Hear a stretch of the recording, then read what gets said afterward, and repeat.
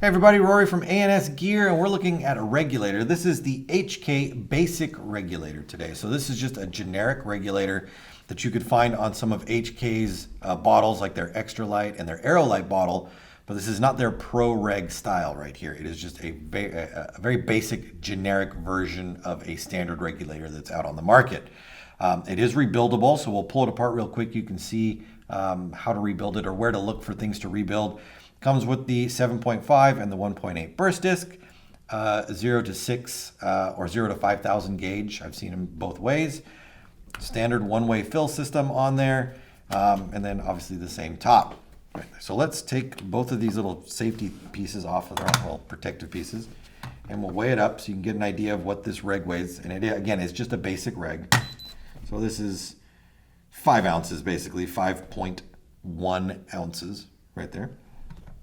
So just over a quarter of a pound. So where am I going with this? Oh, we're gonna take it apart. So this breaks down just like any other reg that you've seen out there, or like most regs you've seen out there. I want to say like any other. Take out the 2 set screws. It's very important that those set screws stay tight while you're using the regulator on a bottle. Otherwise, you can run into some issues of O-ring damage and leaking. So once we've got our 2 O-rings out, or 2 set screws out, we should be able to unscrew the top right off. And what will happen, once I get this off of here, all right, let me put this together in a different way so you can kind of see the way this looks.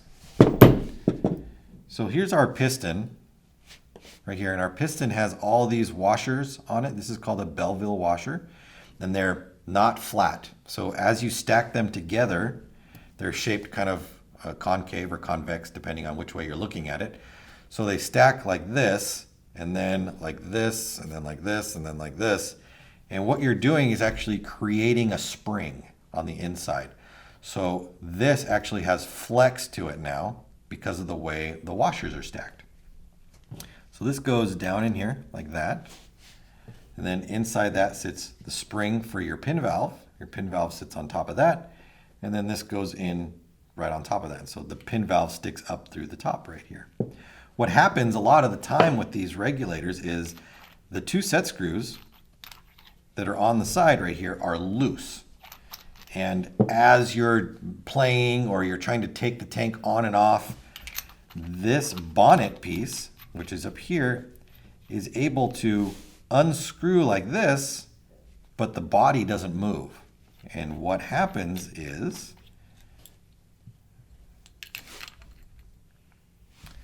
the 2 set screws that are in the bonnet, which are pushing against the body, will grind against the body. And that can cause one of 2 things. Metal shavings, obviously, will start to come out and they can get inside the reg assembly and cause damage. Or what happens more often than that is because this bonnet is now sitting further away than it should, the piston can travel inside there further than it should.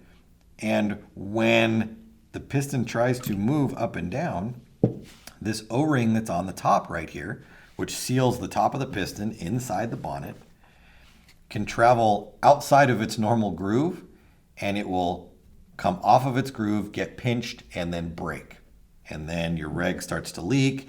It can overpressurize. The 1.8 burst disc can blow. All sorts of things can happen in there. So that's the most common thing that I see with these.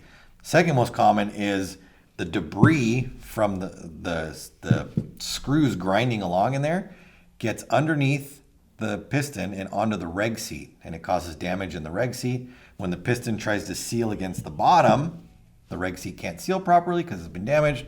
Regulator fails.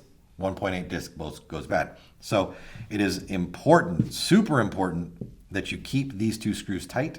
And this is really for any reg. It's not just for this one. To keep the longevity of your reg going. And then lastly, if you get a leak through the top right here, there's an O-ring. You really can't see it, but down in the bottom right there is an O-ring that sits at the base around the hole where this pin goes up against it. So this pin comes through and the O-ring sits around this angled part right here. and it seals the air coming up out of the top. So if you have a leak through the top right here, it's the O-ring that's on the inside there. Replace that O-ring and it should solve your problem. That was more of a tech thing than a regulator thing here, but we'll put it back together, put that in there, put our springs back in. You can see how easy these are to rebuild. Very, very simple setups. Oop, a pin fell over.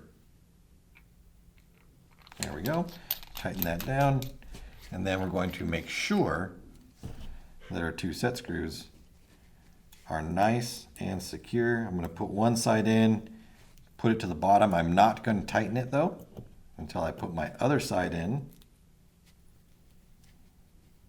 and tighten that one. And then tighten that one. Make sure you're using the appropriate Allen key for these screws, whether it be a metric or a standard Allen key.